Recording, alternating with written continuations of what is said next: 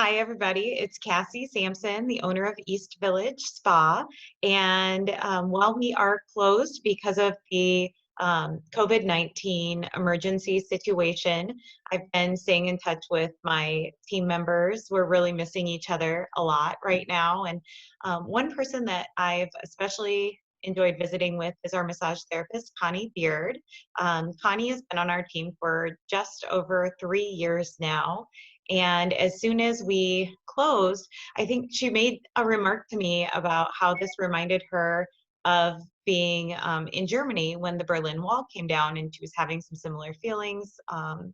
So right now, a lot of us are experiencing anxiety and fear, grief over the situation. And this is, I'm 40 and it's nothing like I've ever experienced before. At least my personal experience isn't similar to my experience during 9/11, owning a business that has to be closed for safety. It's overwhelming. And talking to Connie about her experiences in Germany and seeing how somebody came through a really scary time in their country is it's just been comforting to hear the story of somebody on the other side of something like that. So Connie, thank you for being willing to share. I know it's really personal, but tell us where you grew up and when you came to America.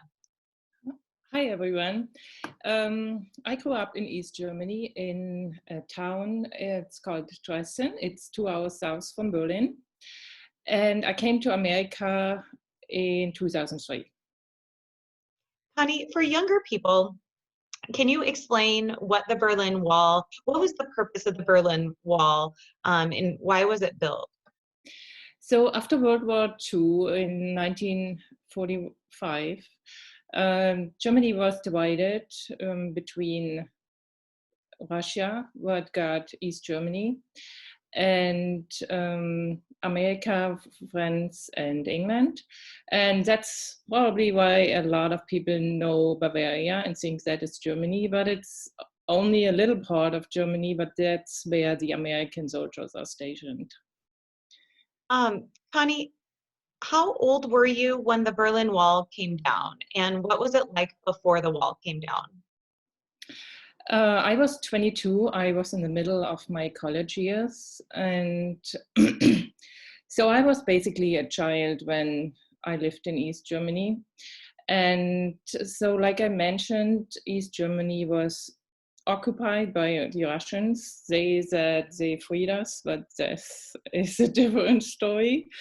And so we were only allowed to stay in East Germany or travel east to the other communism countries. So my world basically ended on the borders of East Germany.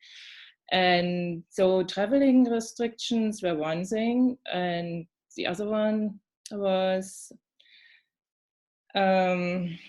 we were very restricted in what we could say outside the home.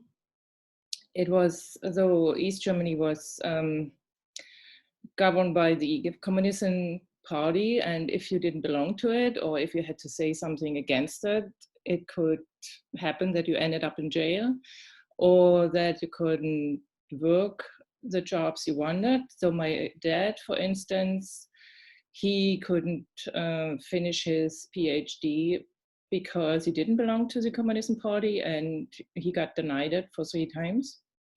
So other people who belonged heavily to churches, who really went to churches every Sunday and showed that, they couldn't study what they wanted, or they were denied certain jobs. So that is something what people here in America probably have not really an idea what that meant, to have 2 voices. So we talk different at home than what we said outside the home, just for safety. Wow. Connie, one thing that I think is a real challenge now for people is not being able to visit their loved ones. I know the reason is different, but I know that's one thing that's causing a lot of sadness for people. Were people able to go across the wall to visit loved ones in West Germany? You could ask for it, but the government denied it very often. So my mom had a lot of relatives in West Germany. So all her cousins lived there and aunts and uncles. So sometimes she was able to go, but only without my dad. So to make sure she comes back. Or the people from West Germany had to come and visit us. Or we could meet outside from East Germany. Sometimes we met in Czech Republic or in Poland or somewhere. So it was, Wow. but it was always dangerous. How did you see people helping each other during that time? Well, since we were so limited in our contacts, there was a huge sense of community. So we visited each other, we had time for each other, or building materials for houses were very limited. So if someone had something, they told other people, hey, I have that, can we trade? So it was something that people missed after the wall broke. So the world got a little colder after the wall broke. Really? Like you didn't see the helping afterward? Mm-hmm.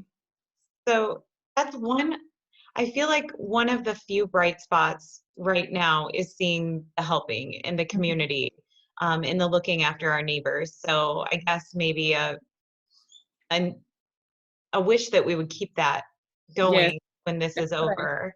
that's what I really, really hope, that people keep that sense of uh, helping each other, being kind to each other, watching out for each other, and seeing when someone struggles and step in. Yeah, that is really, really something I hope.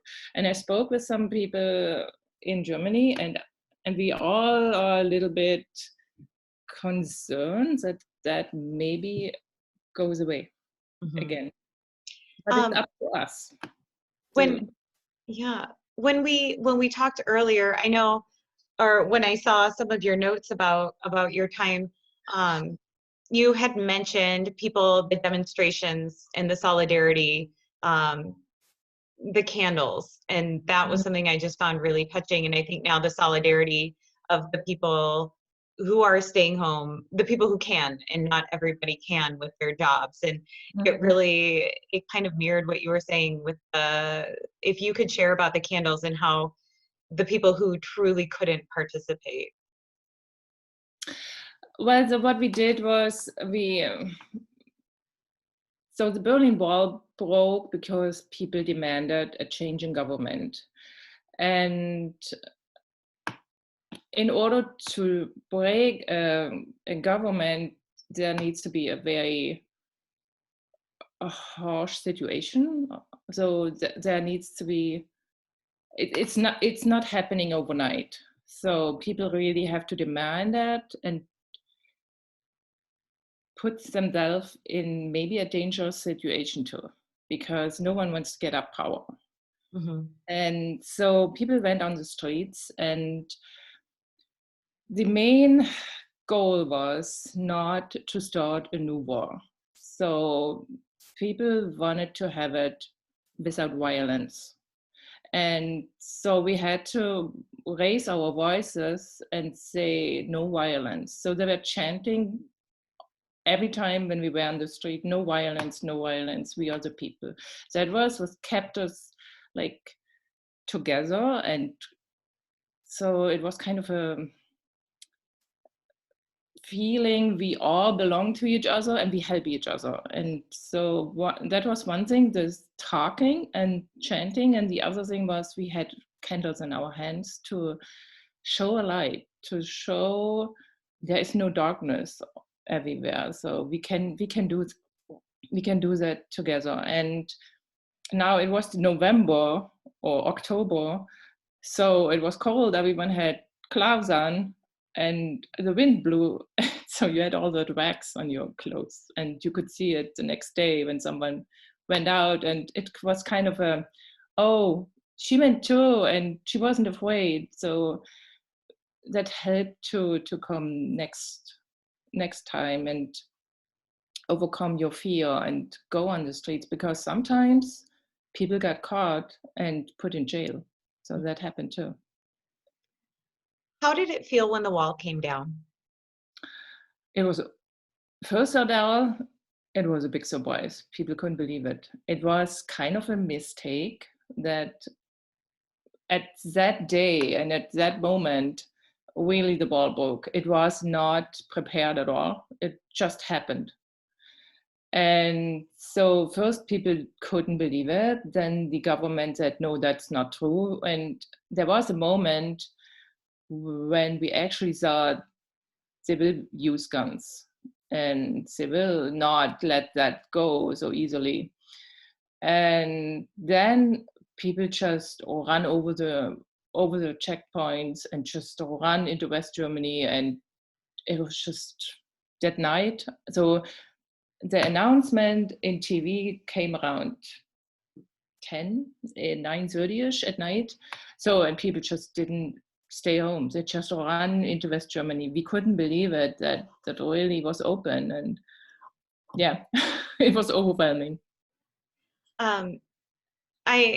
I know that right after the spa had to close, and everybody had to stay home, you were having the emotions and the memories of the Berlin Wall and just that time of your life. Can you tell me about that? So yeah, what I felt was, I mean, it's a very different situation, but the uncertainty and that not knowing what's coming is the same. And now, since I'm accepted the situation that I have to stay home and cannot really do much, it's more that I have to follow the rules right now. I have to stay home. I have to wash my hands. I have to be careful in public, not to come too close to other people. That is the only way that we can get rid of that virus. And that was the same thing in 1989. We could not use guns. We had to be like not violent. Otherwise, we would have World War III. That was clear for everyone. And so that is what I'm experiencing right now, that there is a time of hardship and not being able to do what you actually want, but it will be better when we get out of that. And then it's important to keep that, what you learn right now, to keep the kindness for other people, to support local businesses so that we don't have to rely on other countries so much. And the other hand is, you need your neighbor right now and not someone thousands of miles away. And so support them that they can live here. So yeah. Connie, I guess in closing, what additional advice can you offer to Americans right now?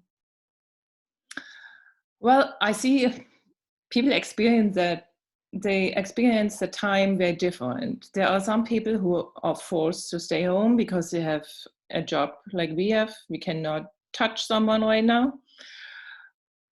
And they have a lot of time and they can try new things. And so even if I miss it a lot not to go to work, I try to use the time I have. And then there are the other people who are overwhelmed. They have to work from home, they have kids, all of a sudden they're working and be a child care provider and have to cook. And yeah, so I was just thinking that morning, maybe I can find a way to help those people, and maybe I cook or I go and buy some groceries for them just to take something off of their plate. So my parents in Germany, they just told me their neighbors go grocery shopping for them. So they don't have to go out into public and expose themselves to the virus, what can be very dangerous for them. They are in their 80s. So Yeah, maybe everyone can think about what they can do right now to help other people, not to wait until everything is over. Start right now. Mm, amazing. Connie, I appreciate it. It's a gift to know you. I'm so lucky that I get to spend so much time with you and with Thank our you. team. And thank you so much for sharing. If any of you, I know Connie started an online Learn German Facebook group. She's making the best use of this time where we aren't able to see each other and our guests. So thank you so much to everybody for tuning in. I hope that you take away Connie's message of kindness now, and as long as this is over, just continue being kind and be well, everybody. Thank you. Thank you.